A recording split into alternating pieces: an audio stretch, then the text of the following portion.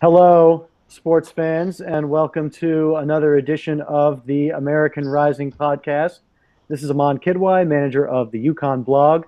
I'm here once again, thrilled to be joined by a tremendous panel of American Athletic Conference bloggers. I am going to say your name right, starting with Phil Neifer. Correct. Thank you. Phil, good to see you. Thanks for having me on and for saying my name right. Yeah, I've been practicing for weeks now, just myself saying it as I walk and talk. JP Gooderham from Fear the Wave blog. Hello, JP. Good to be back. Very glad to have you. And then last but not least, Colin Sherwin from the Daily Stampede. Hey, Colin, how's it going? Feel free to say least. It's fine. So we had some news yesterday, sort of.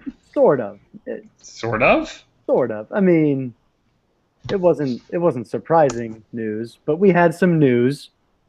The Big 12 decided not to expand. They look just as foolish as they have been looking across these past 2 to 3 months. And I mean, on the plus side, the American Athletic Conference, we're all together now. We're in this for the somewhat long haul potentially. I guess we'll start. Condolences to Phil, as Cincinnati was really the shoe-in here, and it looks like if maybe they had a second one, it might have worked out, but not the case. Yeah, it's obviously disappointing. But as we talked about, I think on the last podcast a little bit, I was starting to get a little wary about just how terribly it was all being handled and how there was so much misinformation, and like it was either on and then it wasn't on and then it is, and it became kind of where I was like, I guess I want to be in it, but what if we get in it and then the Big 12 explodes or implodes like in 3 years or something? So obviously it's easy to say that now because we're not in it, but it could end up being, I'm trying to at least look at it with a positive light of maybe it will end up being a good thing. But yeah, it was definitely disappointing, especially yesterday when all day it seemed like it was building towards maybe they're going to announce it. I'm sure if anyone hasn't seen on Twitter, there was a tweet that showed this like kind of what you would see behind someone in a press conference with Cincinnati's logo and then the Big 12 logo, and people were freaking out on Bearcat Twitter. And as I said at the time, we've been hearing rumors all the time. There have been a million different writers that have said it's a lock BYU and Houston and it's a lock USF and Memphis are in all summer. So I waited until we heard, got a notification, and then found out that not only was there no decision, well, there was a decision made, but it was just the decision not to expand. I guess the only positive is no one was added. That it wasn't as if like Houston and Memphis got added and Cincinnati we just got screwed. One quick question for you, Phil. For anyone who saw the post, they went like crazy viral yesterday, like 9:30. We all see this picture of the Big 12 of Cincinnati. If anyone listening has a college football fan in their life and they would like to buy that wrapping paper for Christmas, will that be available in the bookstore, or is that just a one-time only kind of deal? I think all of it is being sent overseas, along with the Super Bowl champion shirts for the Panthers from last year. So I don't think you'll be able to get your hands on them, but I appreciate you looking out. I'll look into it for you. How silly does the Big 12 look coming out of this, though? I mean, to have had it be kind of a dead thing and then all of a sudden revive this conversation 3 months ago, go through the really ridiculous dog and pony show that was the interview process, and the payment of consultants and all of that. They look extremely silly coming out of this, and not as unified as Boren and Bowlesby said 55 times, I think, in the press conference yesterday. Not really unified at all. Doth protest too much? Like, seriously, like, what? It was absolutely ridiculous. Okay, so if you're going to change conferences, that's fine. If you're going to expand, that's fine. You know who you should probably tell first? Your TV partners, okay? They probably are going to want some input into that process. So if you're going to do this, first of all, like, don't just get in a room and go, you know what, I think we're going to expand, and let's just have a huge cattle call. Talk to your TV partners, see what the revenue ramifications are before you put out there that you're interested in expansion. They said they didn't even consider any candidates. So basically you took 20 different schools across America, made them dance like hookers at the bunny ranch, okay? Get out there and say whatever it took to get in that league. And if they didn't do that, then their board was coming after them, their fans were coming after them for not trying hard enough. That's how you end up with freaking Arkansas State pitching the conference, okay? It was such an uncouth, unprofessional process. It shows how disorganized and how screwed up this league is. And honestly, if I'm Oresco, I'm going hunting. He's a TV guy. If he can find a way to lock in the TV revenue, the big caveat there is that he needs to find a way to guarantee whatever league he ends up in one of the NY6 spots. But if he can figure out a way to wiggle in that, and that's a huge, I understand the size of that hurdle, but if he could figure out a way to do that, you're telling me schools like Iowa State, Kansas wouldn't rather be over on this side of the world, where a lot of their alumni already live, where they're going to be able to recruit in better areas because they're not getting into Texas because they're having to split players 20 different ways? But that money gap is massive. If It's you're huge. thinking It's $25 million. Of getting right Iowa State and those kind of mid-tier Big 12 teams that have felt, like they have to play little brother to Texas and Oklahoma. Certainly disappointing. I think there's a solid case for the American. The addition of Navy, massive national fan base, very rich football tradition, Heisman Trophy winner. They've added a lot of value, I think, to the conference from a market perspective. And then with the way that the schools have improved, it's a similar model as what the original Big East did. Schools with potential near major metro markets, activate them, get them the resources, get a Tulane making more money than it did before, get even Tulsa, making more money than it did before, hiring coaches they never had before, getting facilities, and I do think Oresco's TV background plays big here, and I also definitely agree the AAC should definitely go shopping. I don't know if they'll be able to get someone from the Big 12 right now, but they could definitely potentially add some value from the Mountain West. We just did our podcast, which I'll post later, but we did our internal USF podcast, and I floated my theory, which is UNLV getting a new stadium on the Strip. Okay. Please. What? Oh, please. Yes. Totally. I mean, not playing out in the middle of Sam Boyd nowhere anymore. I lived in Vegas like 5 years ago for a little while. I hate using the term sleeping giant because like all of us have been termed a sleeping giant, all of our schools at some point. But I'm telling you, man, go get that school and in either Air Force or San Diego State. Football only. They're going to need to play in the West Coast Conference or somewhere else for their other sports, because flying volleyball teams from Tampa or Orlando to Vegas just doesn't make any sense. That's silly. But if they can find a way to go football only and grab two, let's do this. I totally agree with Colin. I think the prospect of having New Orleans and Las Vegas in the same conference is mind-blowing. But I will say, I think looking as our immediate next step, that has to be the focus, right? And there is decent inventory that is left in the G5. I do think the other thing that this process exposed is how fundamentally broken the Big 12 is, right? I mean, to me, it's almost like it's like a Walking Dead zombie, but that skeleton is just full of cash money that none of it is to leave right now. And I don't know if you guys saw this, but Jamie Pollard, who's the Iowa State AD, made some like very frank comments today about how the basic power structure of that conference is broken. And the one that really hit it was, he says, The Big 12 exists because we have Texas and Oklahoma in the room. If we take Texas and Oklahoma out, we are the Mountain West, and we're getting $3 million a year. Like, Ooh. Fire, right? Yeah. So yeah, you continue to survive.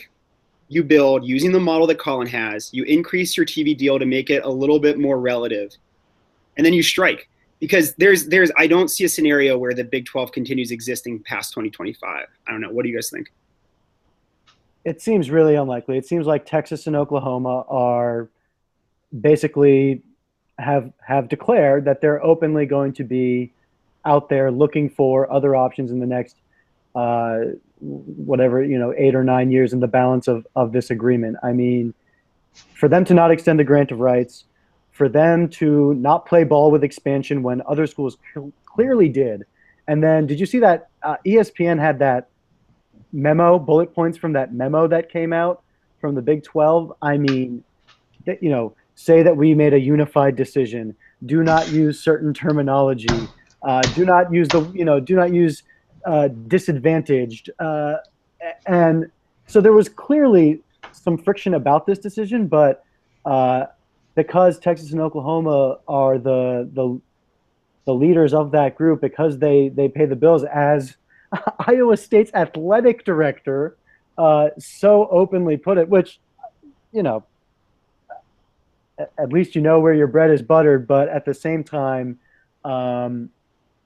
it's clear there's not very much unity there. I mean, people have been making the comparison to the Big East and how it collapsed, and I mean, it's going to collapse. I think that's the similarity, but I don't know that the Big East had this much kind of open infighting. I mean, there was always the Catholic 7 and football school rift, but we kind of understood that this is the power players of the conference looking out for themselves, not looking like they're trying to keep it together. The similarities are that, okay, so the Big East fell apart because they rejected a TV deal that was pretty good. That was what started it, and then it just sort of fell off from there. And then, of course, the famous quote, I forget which one of the Catholic school presidents said, and because the TV deal was, it's 75% based on football and 25% on basketball. And that guy said, well, we're a basketball conference. It should be the other way around. And I was just like, what are you doing? So that's sort of why it fell apart there. So it's different, but it's similar in that, look, man, Oklahoma and Texas they're basically revenue sharing with Iowa State and K-State, and like, God bless them, but like, if everybody's getting $25-30 million a year, how much of that is being driven by Oklahoma and Texas? 80-90 million of that total revenue pool? You know what I mean? Like, so they're going to want more money, and it makes more sense for either Texas to join the SEC, which is crazy, or Texas and Oklahoma to both go to the Pac-12, and that's just it's a matter of time at this point. Like, they're not going to have anywhere else to go.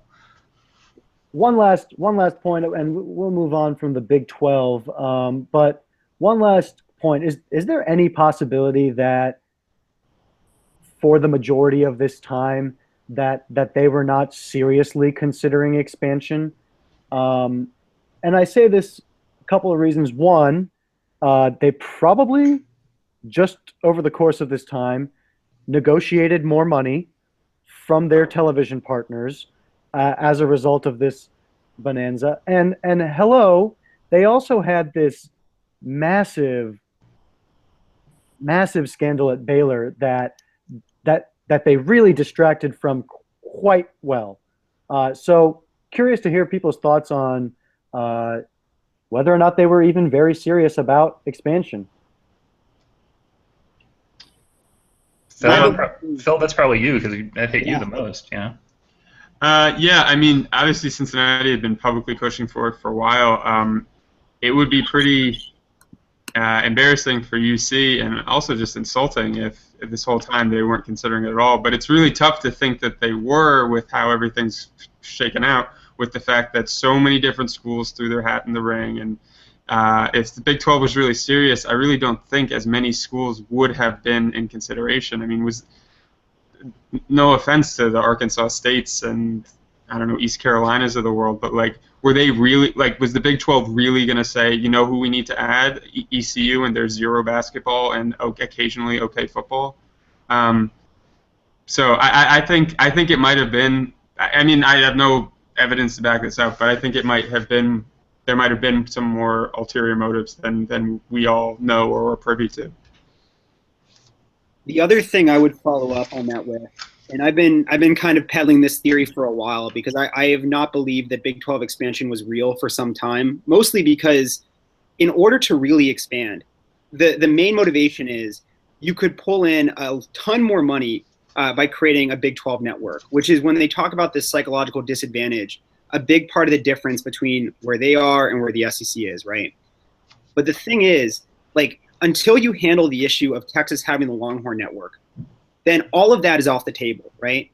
So the other thing that's part of it is that ESPN and Fox have this completely insane deal where there's a pro-rata clause that for every team that's added, even if it's insert whatever 4 teams you want, Tulane, Arkansas State, Rice, and somebody else, they would pay out an additional $20 million each of those times, right?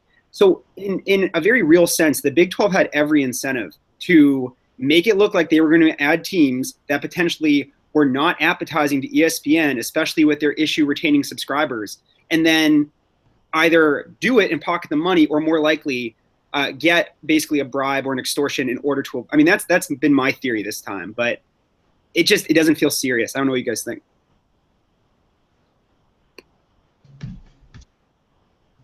Yeah, I totally agree. I think this process was just mangled from the start, and they absolutely have a reason to expand. It makes sense. Going to 12 teams opens up a lot of benefits, especially in terms of, because like look what happens if WVU and Baylor meet at the end of the year and they're both 11-0, and somebody's going to be 12-0, and that 12-0 teams could still get left out of the playoff. Like, that is totally possible here because they're not going to have that 13th data point. Well, next year theoretically they will, but like then it's a rematch and that opens up a whole other set of problems. So I just think Boren got them all in a room and said, "Come on, guys, let's do this," and they were like, "Okay," and then there was no plan. There was no thought into how we're going to actually do this. They could have solved this even if Boren had gotten them in a room and done that. Then they could have just said, "This is not an open casting call. We'll call you. Don't call us. Don't pitch us. Don't publicly put yourselves out there. We'll reach out to the schools that we think we're interested in." And then as soon as the first person they should have called is ESPN and Fox and said, "Hey, this is where we're at. We're thinking about going to 12 teams. Give us your feedback on how you think that would help. We know we have this pro rata clause, but how will that work between us? Work with your partners on something like this." And when they were just making it. They were making shit up as they went along. You can't run a conference like this. Yeah. And when Boren says something like, "The market told us a conference network was not in the works," that's a very silly statement for a variety of reasons. One, as JP mentioned, you have the Longhorn Network. You have a network based around one school within your conference. So the market, I mean, unless you're acknowledging the complete failure of the Longhorn Network, which, up for debate. If they were better at football, it probably would be doing quite well.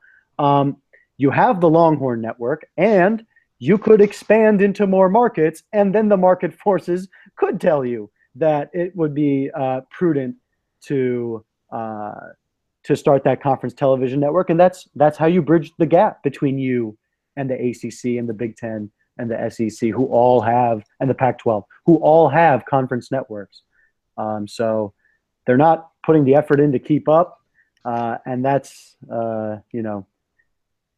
best of luck. And I think at the end of the day, it's probably for the best for all of us besides Cincinnati that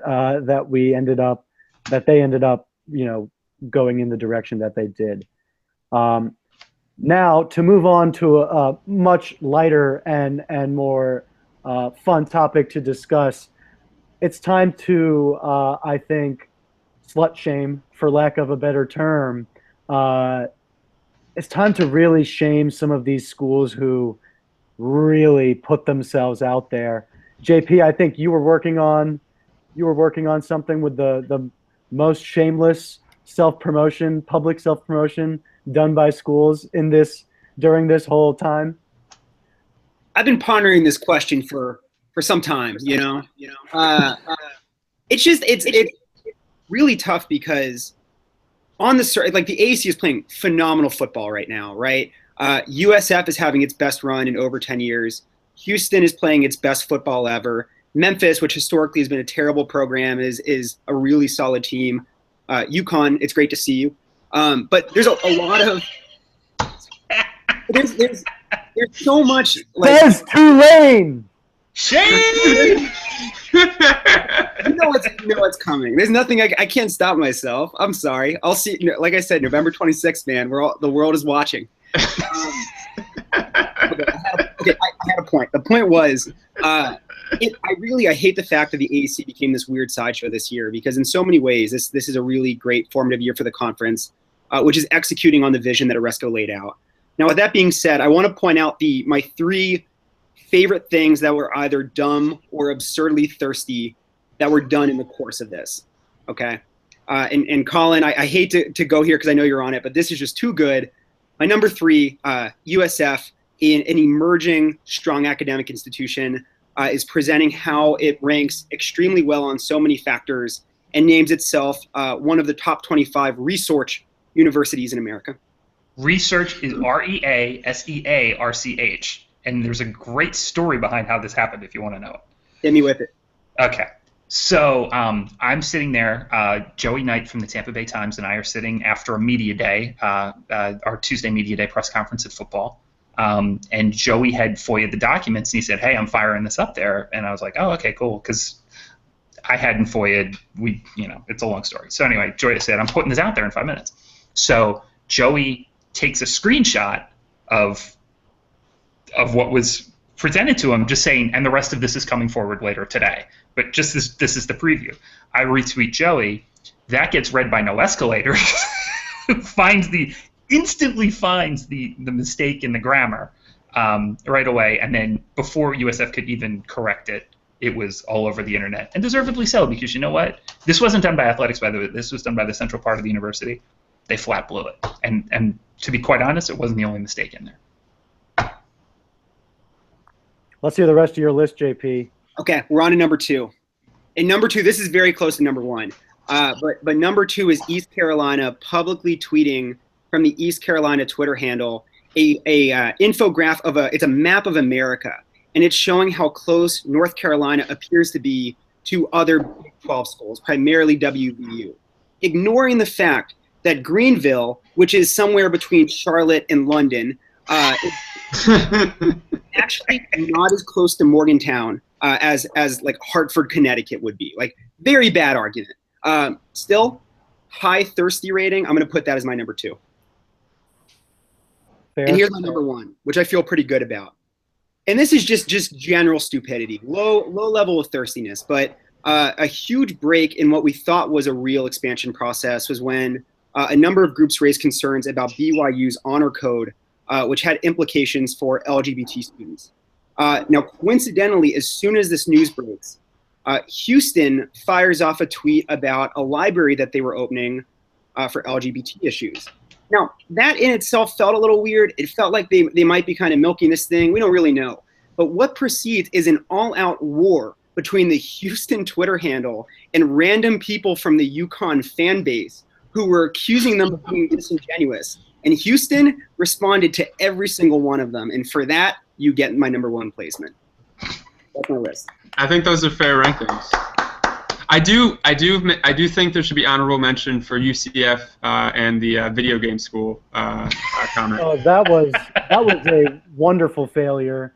I think, a couple of other honorable mentions for me. East Carolina has, I think, many members of the honor roll in there, which is probably a new experience for East Carolina University. But many contenders here. The tweet where they said they delivered the entire state of North Carolina, guys, there are what, 5 other Power 5 schools in that state? I mean, that was pretty extreme. The backing of the Greenville, the town of Greenville City Council that's not, we don't need to talk about that. And then my other honorable mention is for Houston. This is kind of, uh, I still to this day really don't know what to make of it, but the stunning amount of official people around the state of Texas, the University of Texas system, who all expressed their support for the University of Houston in this, as the Big 12 was considered the governor. Like, the governor! What was that? What, how did that come about? Okay, so USF has gone through this process before. We did it in 2005 when we joined the Big East. So we had been down this path previously, successfully too. And we've had the same university president that we have now that we had then. So we were, besides terrible grammar and a couple of mistakes in the presentation that were quite frankly inexcusable but still happened, USF basically used the same process they did last time, which was super quiet, not say anything to the media, shut it down. Houston went polar opposite, neon lights, brass band, whole thing. I think it hurts their case in the long run. I just think it's gauche. It looks bad. It looks desperate. I didn't see anything out of Tulane or even Cincinnati that made me think anything. And then actually, Aman, I read some of your documents today because they released everything, which was kind of weird. I don't know why they would release it now as opposed to previously. Like, was it under some kind of like FOIA embargo, or were they just? I have no idea why they did that. I commend them. I'm sure. Really personally very happy that they did. There was no way I was getting my hands on it otherwise. And I kind of just assumed they'd send it to the newspaper of highest esteem in the state of Connecticut, the Hartford Courant, and everyone would move on with their lives. But nothing came out from UConn beforehand. So yeah, and to speak to Colin's point is as much as it sucks because Cincinnati did seem like it was one of at least the top three for getting in, is I feel like the way they handled it, like they were never not publicly like we are trying to get into this conference, but I don't think Cincinnati ever did anything that was really outside the box, that was so like oh please take us or anything like that. I was pretty happy with it, and it makes it so that now that we're coming back to the American, that I don't feel like, oh wow, the whole program, the whole school is embarrassed. I just feel like it sucks, we missed this opportunity, but hopefully it'll turn out okay in the long run. Phil, I have a question for you. Do you feel like the BYU honor code cost you a spot in the Big 12? No. Okay. I don't really have any evidence to back that up, but my gut feeling is that I don't think so. Okay. I have one more for the doghouse and one more for the penthouse. Doghouse. Okay. I can't include this in an honorable mention because they were not a finalist. Although I am told that they had the strongest application that was written in crayon. Memphis offering $1 billion. You can read the press release. The School of Memphis offering $1 billion investment in the school in buying. Amazing. And then to not make the final round, could not have gone any better. Like the idea that we're all together and that Tulane is still on a functional conference, and also Memphis got publicly humiliated. This couldn't have gone better for me, to be totally honest with you. Actually, JP, I'm curious. So is Memphis Tulane's is big rival? Like, I don't really know. I wouldn't call it a big rival, and it's just something about the schools are relatively close together. There are a lot of connections between Memphis and New Orleans. Yeah. That's definitely one that I really wish Tulane would have pulled out, and I like them being in the same division because I would love to see that become real rivalry over time. But because I'm just curious because looking across conference, I think something that would really help is having a few more heated or at least serious rivalries. I mean, I know we have some kind of there's obviously the conflict Amon. We all know about that. Oh hell yeah. And UC and UConn basketball is pretty great. But unless I'm missing something, I feel like that's something that I'm hoping that the American, if we are going to be a cohesive conference, that will eventually kind of start getting breeded.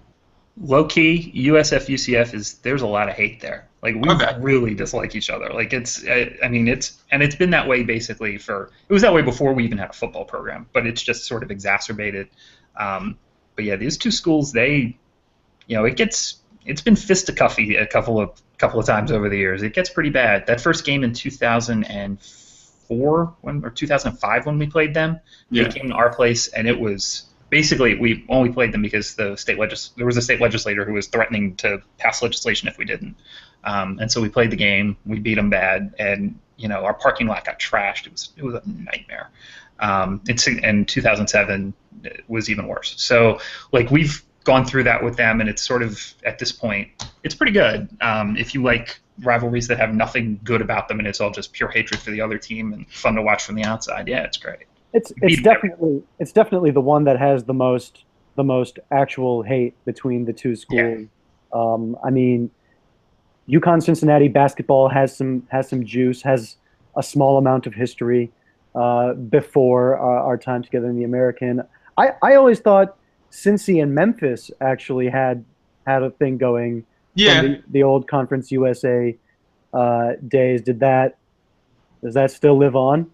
I think it still lives on. I'm not sure how big it is. I know Cincy and Louisville was kind of a bigger one for a while, and obviously not non-football related. Cincinnati Xavier is that's the one that gets the fire stoked the most. So, but feel free to correct me if I'm wrong out there. For me, I don't love Memphis, but I don't feel any giant hatred towards them either.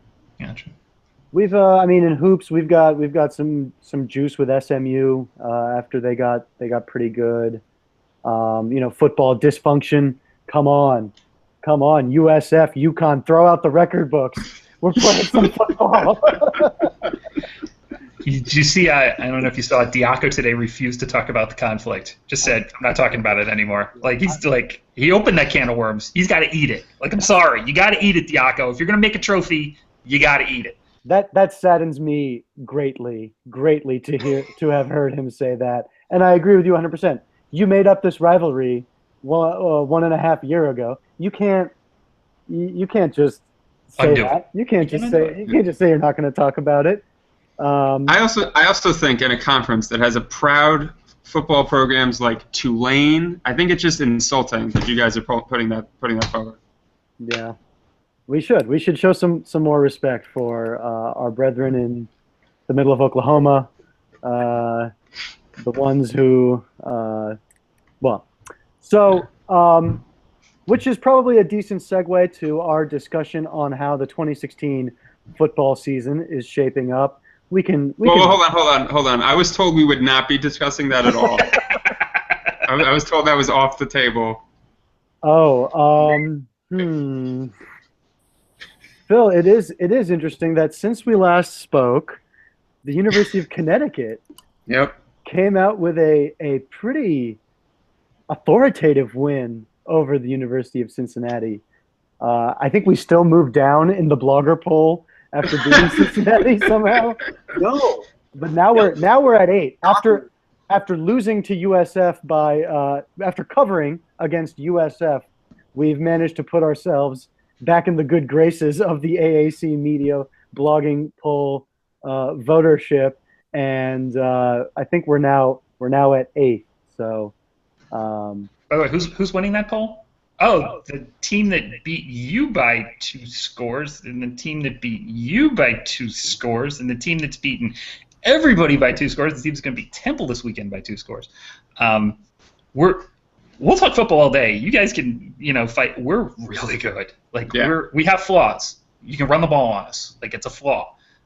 We've had 4 fumbles last week and 4 turnovers. We were -4 in turnovers last week. Won by 17.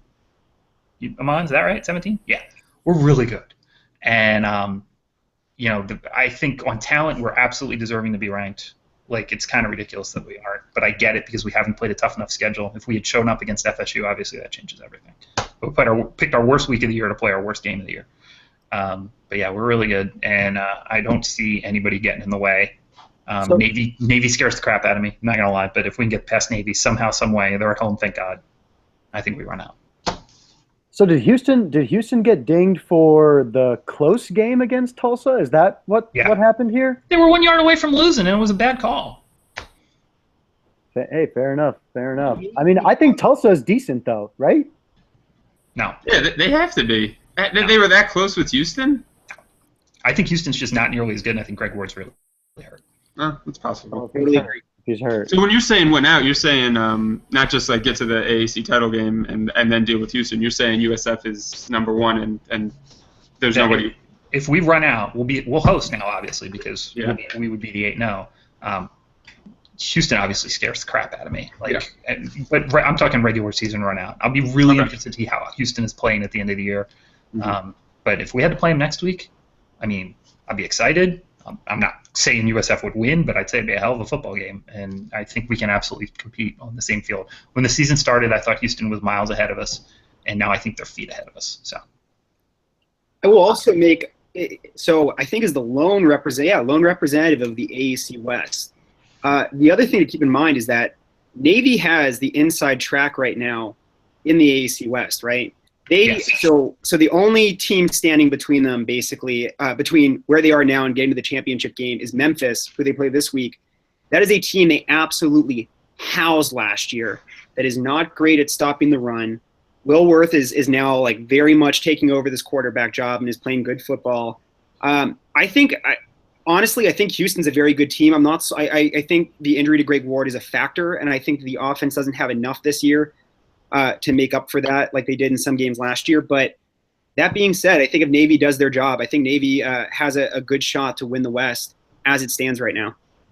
And if Navy wins the West, they come down here, and that would be really interesting with MacDill Air Force Base right down the street, how many people that they would bring to that game. I think the city is a military town, and this would, I think a lot of people would lay out for that game. It'd be a great atmosphere. It'd be a lot of fun if they did it here in Tampa.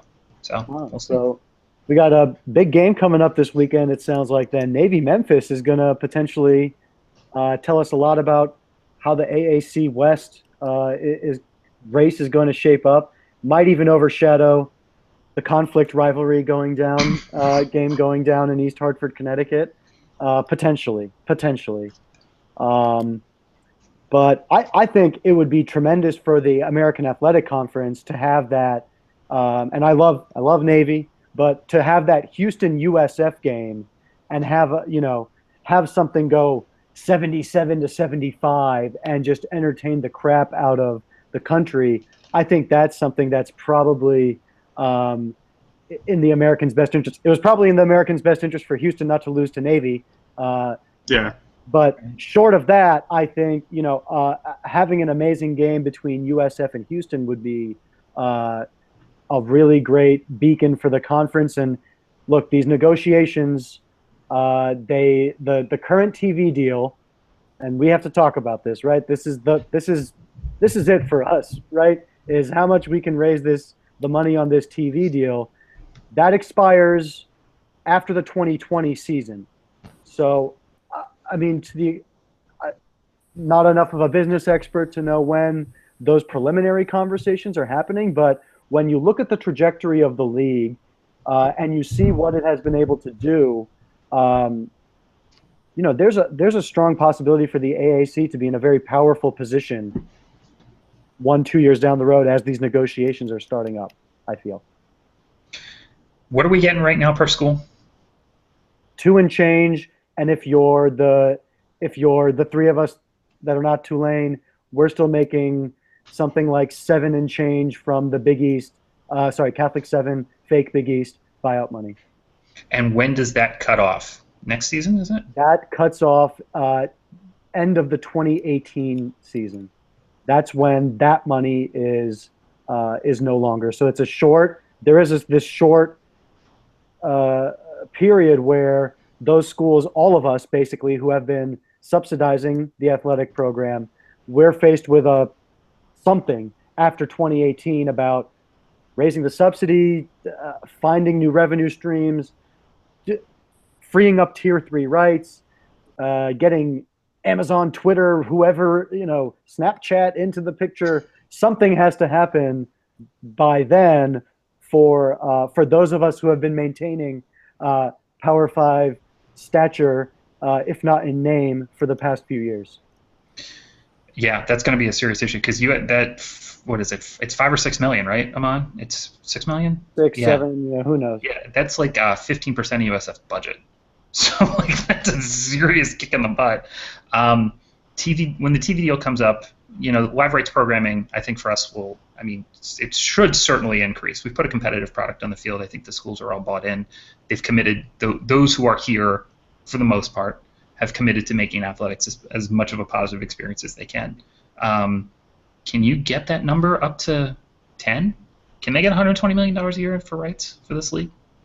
Is that possible? Not from a cable network, but Amazon, Netflix, Hulu, someone in this Yahoo. Bad example. Sorry.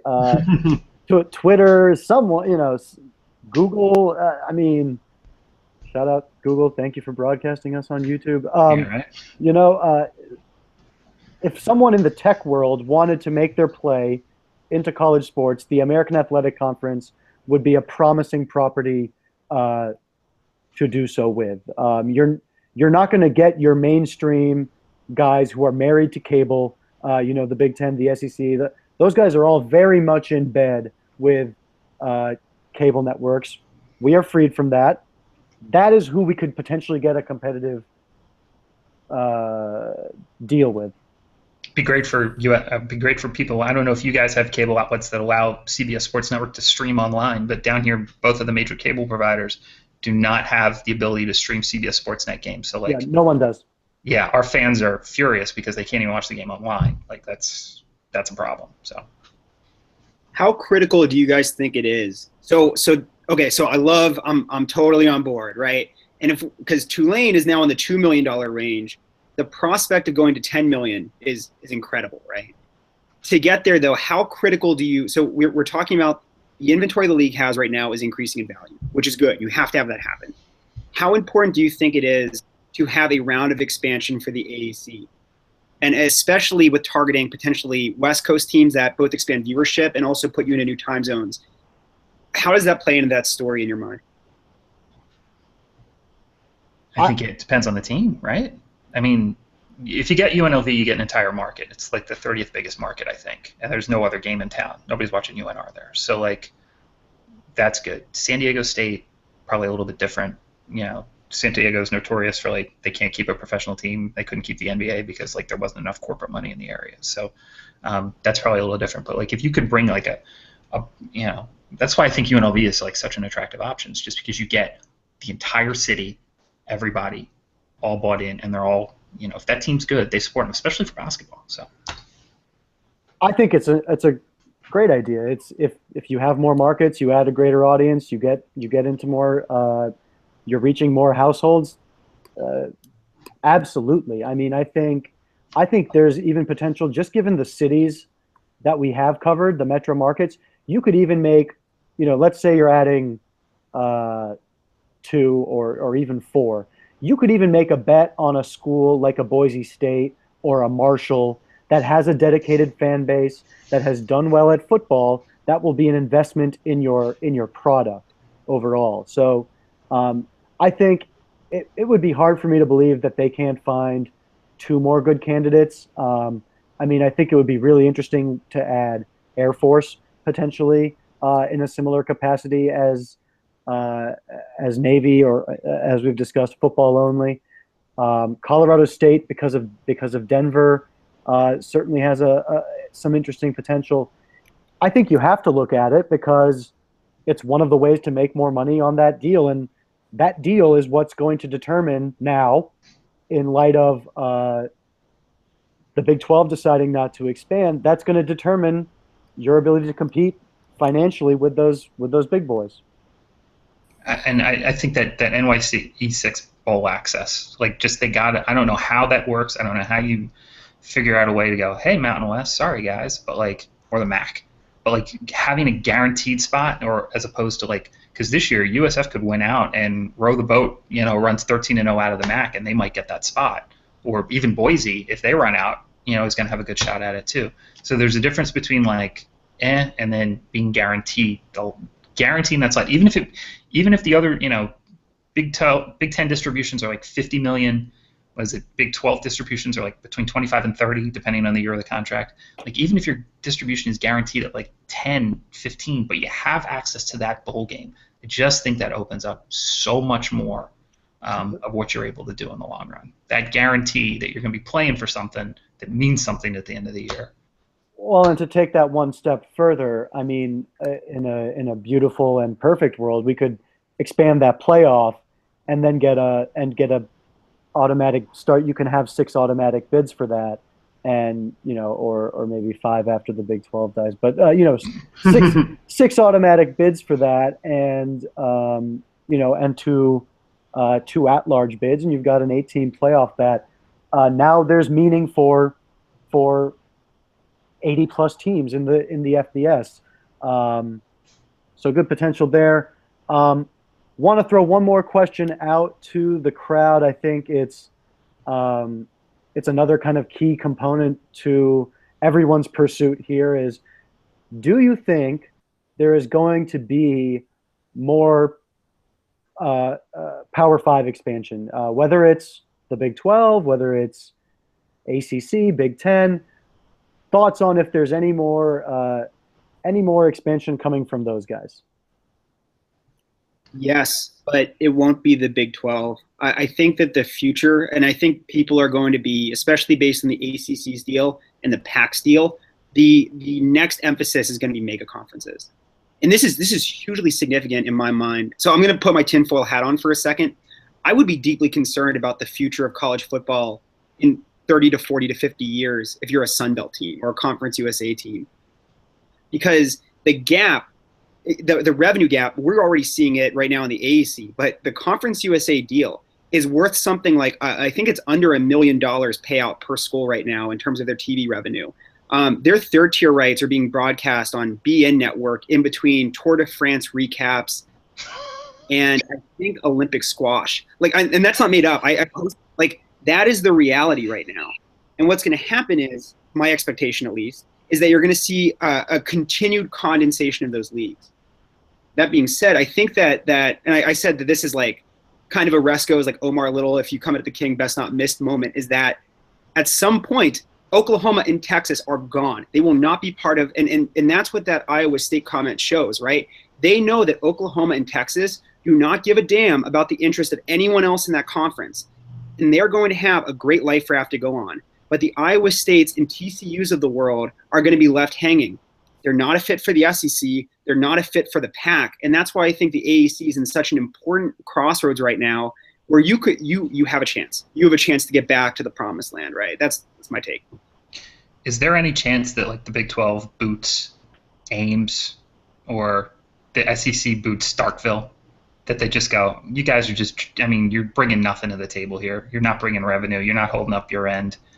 They're all just, I think at this point, they're all just such good drinking buddies. They would never do that to each other at this point. But I do agree with JP, and I think what we are going to see, and I echo what you said about the AAC being in such a critical position, is we're probably looking at something very similar to the FBS FCS split of 1979, something like that, where if you're today, we've discussed this before, you are a MAC school on day 0, on day 1, you have 0% chance at winning a national championship, at being anywhere near a New Year's Bowl.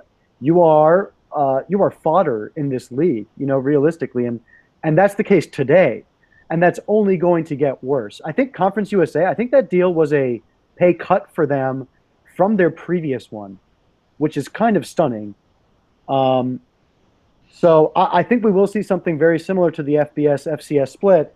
And what's going to be interesting is seeing who ends up on what side, ultimately. But I think in terms of expansion from the Power 5, the ACC, with their newly created television network, or soon to be created television network, I think they have some impetus to add some markets. And I think, again, it's like you said, mega conferences, adding markets, locking down viewership. I think it's inevitable. I just think the next time it happens, it'll be a little bit quieter. would be my guess. I think it'll also be a little bit smoother. I think the ACC and Pac-12 and the SEC have their ducks more in a row and wouldn't have this. Let's just have everyone throw their whatever at us while we're trying to figure out other things behind closed doors. So yeah, I'd agree. But I definitely agree with JP. I mean, it's the SEC is already so, it's 14 teams, and then ACC is 14 also. Yeah, also 14. I mean, it's getting to where there's no way it's going to be. We're going to have 12 team leagues. I think it's eventually going to just be 2, 3, maybe 4, and they're all going to be huge. And I agree with you, Aman, where it'll be, and then everybody else. And at some point, everybody else has to just be like, we can't keep pretending that we're in the same level as these other huge mega conferences. And then it's just the commitment of your institution. Do you want to get on the other side of that wall? And is your school willing to move all in and do it? It looks like Houston's certainly willing. I think USF would be willing, but how much are you willing to move all in to be on that side? We'll see. It's financial. I would say of the 4 of us, I think it's been shown that at least I can't really speak to Tulane as much, JP, but I would say of the 3, USF, UConn, and Cincinnati, I would say all 3 of us we're all in. Let's go get this. Yeah. Well, because at this point we've been in that big money chase for a little bit longer, and just have a few more bets out there, and debts, out there. So UConn especially. I mean, Cincinnati and USF. I mean, we got to the Big East in 2005. So we had the taste of that, big power conference for a brief amount of time, whereas UConn was, I'm not sure football-wise, but basketball-wise was at least in for quite some time. We're an OG Big East basketball member, and then joined the Big East, I think, in 2003, after like a transition period. So not too far before you guys joined for football, but obviously we made that bet we made those decisions in like 1999. To make that move up, and and I think it's also important that during the time since then, Cincinnati, USF, I guess to a bit of a lesser degree, and UConn have all had seasons where we've had, I know UC had I can't remember the exact year, but the 12-0 season they made it to the Orange Bowl. I know USF has USF been to a former BCS bowl? Colin, I can't remember. They have not, but I can tell you about. I know UConn has. UConn has. Yes, yeah. I knew that. Randy Edsel. Hey, it was a great decision, Randy Edsel. Good. Congratulations, guys. So proud of you. USF's never even won 10 games. They're going to this year, but they have never won 10 games before. But that's what I mean. I feel like those 3 programs, we've already gotten a taste of what that football money can do, and there's no way they're going to just shut it down. 'Tis better to have loved and lost than never have loved at all. I got to run, but I think USF moves in. I think UConn moves in. I think Cincy does. Of the other programs, Houston certainly looks capable, but everybody else, I think it just becomes a question of institutional commitment. You gotta want it. Like, you gotta have, as an institution, your president, your board, and your donors have to all be on board, or else this ain't gonna fly. So, sorry, boys, but I gotta run. But this was fun, and we will get out. Absolutely. That is good for us. Good natural stopping point. Anyway, thank you, Colin, JP, Phil. As always, very good to get this group together. I think we'll try and do it as often as we can. This was obviously a special occasion. Until next time, guys. See ya. Later. Later, guys. Thanks to all who were watching live as well.